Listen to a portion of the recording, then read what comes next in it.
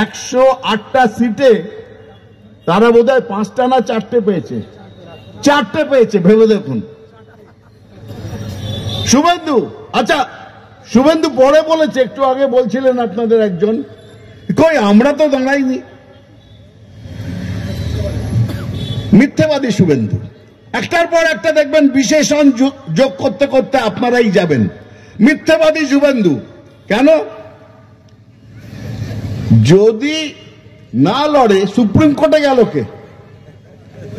আরে ভাই, সুপ্রিম কোর্টে গিয়ে কেন্দ্রীয় বাহিনী চাই একটা ব্যাংকের নির্বাচনে, কে চাইল? লজ্জা করে না? কেন্দ্রীয় বাহিনী নিয়ে আসলাম, এবার জিতবো, সব সিট জিতবো, শেষকালে দেখা গেল কি কেন্দ্রীয় বাহিনী, নিশ্চিন্ত নির্বাচন, মানুষের স্বতঃস্ফূর্ত সমর্থনে তৃণমূল কংগ্রেস 104টে গোল দিল ওদের 4টে গোলের বদলে, 104 বনাম 4।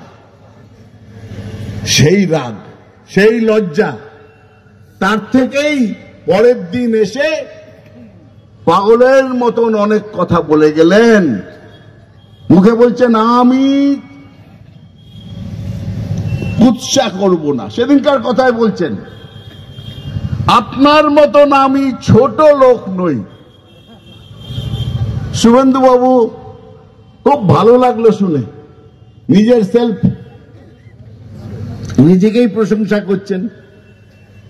আচ্ছা বলুন তো, মমতা দেবী সম্বন্ধে আপনি কি বলেছেন?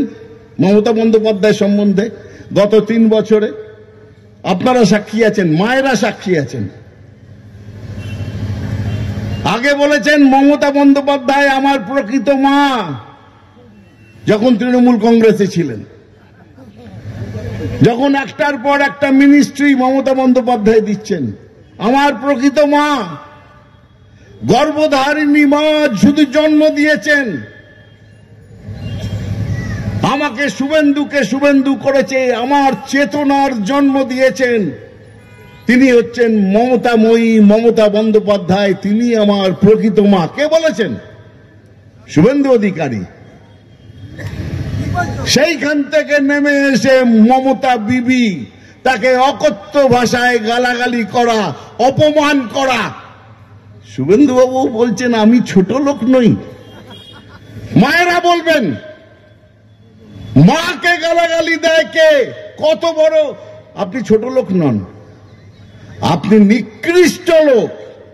মনুষ্য সমাজে যে মাকে গালাগালি দেয় তার মতন নিকৃষ্ট মানুষ হয় না। হে শুভেন্দু অধিকারী, কান খোলা করে শুনে রাখুন।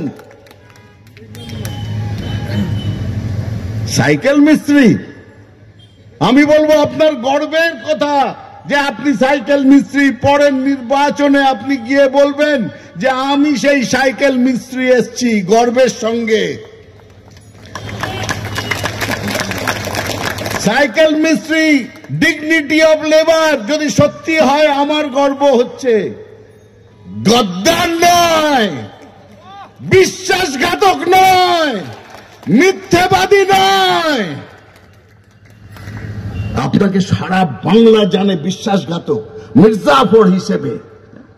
আর যার ব্যাপারে বলছেন সাইকেল মিস্ত্রি, সারা পশ্চিমবঙ্গ, সারা ভারতবর্ষে হাজার হাজার লোক তাদের রুটি রুজি তারা বাড়ির জন্য, ফ্যামিলির জন্য জোগাড় করে সাইকেল মিস্ত্রি হিসেবে। তারা গর্বিত তাদের প্রফেশনের জন্য। তারা কেউ বলে না, একটা লোক খুঁজে পাবেন না সারা ভারতে যে গর্ব অনুভব করবে। জানেন, সারা পৃথিবী আমাকে বিশ্বাসঘাতক বলে, সারা পৃথিবী আমাকে গদ্দার বলে। এটাই আপনার সঙ্গে তিলকের তফাৎ। কোথায় মুখ লোকাবেন শুভেন্দু বাবু?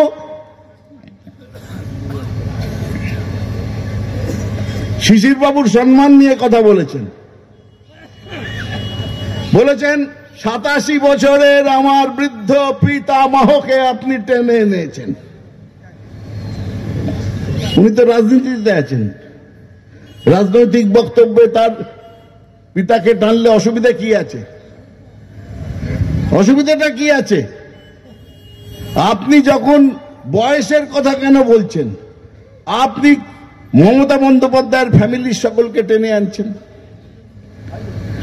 আপনি যে কোনো জায়গায় যে কোনো তৃণমূল কংগ্রেসের লোককে যা তা বলে গালাগালি দিচ্ছেন, আমরা তাতে আমাদের যায় আসে না। আমি আপনাদের অন্য গল্প বলবো। হে বিজেপির সমর্থক, এটা কান খুলে শুনে নিন, বলবেন শুভেন্দু অধিকারীকে।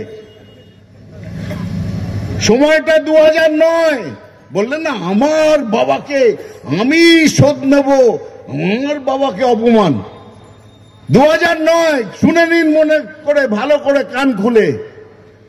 শুভেন্দু অধিকারী সাংসদ হয়েছেন লক্ষণ সেঠকে হারিয়ে, পাশের কনস্টিটুয়েন্সি থেকে, তমলুক থেকে। এইটাই তমলুক থেকে। আর কাঁথি থেকে জিতেছেন শিশির অধিকারী। মে মাস 2009, দ্বিতীয় মনমোহন সিং সরকার তৈরি হচ্ছে। মে মাসে তৃণমূল থেকে কারা কারা মন্ত্রী হবে? মমতা বন্দ্যোপাধ্যায় নাম দিলেন। দেখুন, বাপ বেটায় হয়েছে, পাশে আশেপাশে বাপ বেটায়। এইরকম পারিবারিক উচ্চাসা, পারিবারিক সিস্টেম দেখতে পাবেন না। বাড়ির সবাইকে করতে হবে। বলতেন মমতা দিকে, শিশির বাবু আছেন, শুভেন্দু হলো, এরপরে তো দিব্যেন্দুকে করতে হবে, তারপর আরেকজনকে করতে হবে, কোনো না কোনো পোস্টে আমরা থাকবো, ছেয়ে থাকবো, এই সিস্টেম। যাকগে, সেই যে মন্ত্রিসভা তৈরি হলো, তৃণমূল কংগ্রেসের নেতারা জানেন। এ গল্প আপনারা কাউকে জিজ্ঞেস করলেও শুনতে পাবেন, সাংবাদিকরাও জানে। যখন শিশির বাবুর নাম মন্ত্রিসভায় গেল, তিনি একজন প্রতিমন্ত্রী হলেন কৃষি দপ্তরের। শুভেন্দু অধিকারী রাগ করে বঙ্গভবন থেকে বেরিয়ে যাওয়ার সময় মমতা বন্দ্যোপাধ্যায়কে বললেন, বললো একটা ডগডগে বুড়ো ছাড়া আপনি লোক পেলেন না মন্ত্রী করার? কে বললেন? শুভেন্দু অধিকারী। কার সম্বন্ধে? নিজের ওই পিতৃদেব, যার সম্মানের জন্য এতখানি গলা ফাটিয়েছেন, এইখানে দাঁড়িয়ে। তিনি ওখানে মন্ত্রিত্ব না পাওয়ার জন্য নিজের বাবা মন্ত্রী হয়েছেন, বলছে একটা ডগডগে বুড়ো ছাড়া আপনি লোক পেলেন না। এই তো পিতৃভক্তি। হ্যাঁ, শুভেন্দু অধিকারী, দায়িত্ব নিয়ে বলে গেলাম, ক্ষমতা থাকলে এটা অস্বীকার করবেন। শপথে গেলেন না। তিনি বাবার শপথ হচ্ছে। এখানে কোন ছেলে আছে যে তার বাবা মন্ত্রী হচ্ছে শপথে যাবে না? মেদিনীপুরের ছেলে। মেদিনীপুর জানে যে তার বাবা মাকে কি করে সম্মান করতে হয়। কেউ আছে এত বড় কুলাঙ্গার আছে, বাবা মন্ত্রী হচ্ছে ভারতের ক্ষেত্রে, তার শপথ হচ্ছে, সেই শপথে গেলেন না, আর তার আগে বললেন ডগডগে বুড়োকে মন্ত্রী করছে, নিজের বাবাকে।